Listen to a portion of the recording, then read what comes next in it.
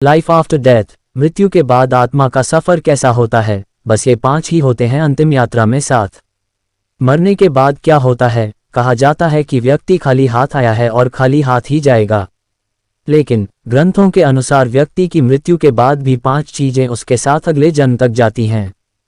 तो आइए जानते हैं मरने के बाद क्या साथ ले जाता है व्यक्ति। आपने अक्सर लोगों को कहते सुना होगा कि मृत्यु के बाद व्यक्ति के साथ कुछ नहीं जाता। जो भी उस व्यक्ति से जुड़ी भौतिक सुख की चीजें हैं वह सब यहीं रह जाती हैं। अगर पुराण, वेद और बाकी धर्मग्रंथ को देखा जाए तो उनमें स्पष्ट बताया गया है कि व्यक्ति की मृत्यु के बाद भी कुछ चीजें उसके साथ अगले जन्म तक जाती हैं। कुछ चीजें ऐसी हैं जिनका भुगतान व्यक्ति के अगले जन्म में भी करना पड़ता है। तो आइए जानते हैं ऐसी कौन सी 5 चीजें हैं जो मरने के बाद भी व्यक्ति के साथ जाती हैं। मृत्यु के बाद भी साथ जाता है ज्ञान। ज्ञान व्यक्ति को भीड़ में सबसे अलग करता है। ज्ञान के बल पर आप अपनी एक अलग पहचान और लोगों पर छाप छोड़ने में कामयाब रहते हैं। इसलिए अपनी मृत्यु से पहले पहले आप जितना ज्ञान ले लेंगे वह आपके बहुत काम आएगा। दरअसल ऐसी मान्यता है कि जीवित रहते हुए व्यक्ति जो गुण सीख लेता है वह उसके साथ मृत्यु के बाद भी जाते हैं। इसलिए अपना समय खुद को अच्छा ज्ञान और गुण सीख में व्यस्त करें। श्री गीता में भी इस बात का जिक्र किया गया है कि ज्ञान और दान कभी नष्ट नहीं होता है।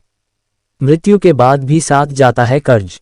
धार्मिक ग्रंथों में बताया गया है कि कर्ज कभी भी व्यक्ति का पीछा नहीं छोड़ता। अगर किसी व्यक्ति ने आपका भला किया है तो उसका ये ऋण जैसा ही मौका मिले उतार देना चाहिए।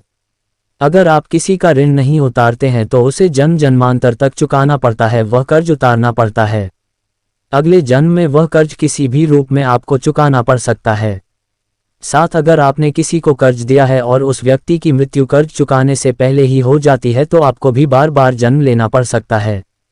इसलिए ऐसे व्यक्ति को उसकी मृत्यु के साथ ही माफ कर देना आपके लिए उचित रहेगा। मृत्यु के बाद भी साथ जाती है वासना और मोह। ग्रंथों के अनुसार अगर किसी चीज को पाने की चाहत रखते हैं और वह चीज व्यक्ति को न मिले तो मृत्यु के बाद भी उस चीज की वासना उसका पीछा नहीं छोड़ती। सांसारिक सुखों की चाहत रखना वासना ही है। वासना को लेकर विष्णु पुराण में एक कथा भी मौजूद है।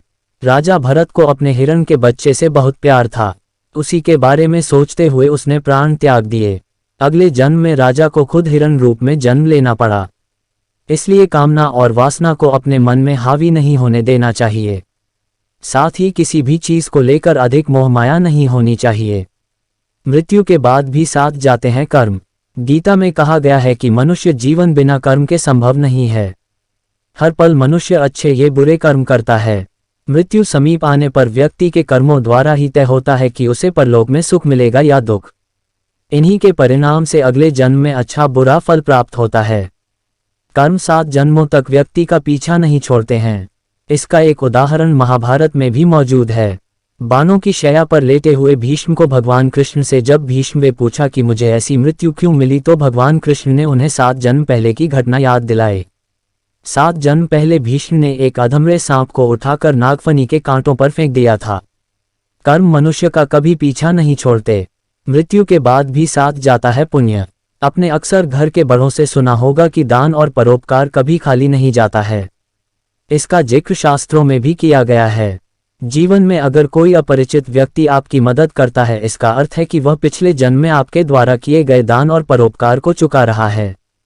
इसलिए दान पुण्य करते रहना चाहिए। ये व्यक्ति की मृत्यु के बाद भी इसके साथ जाते हैं।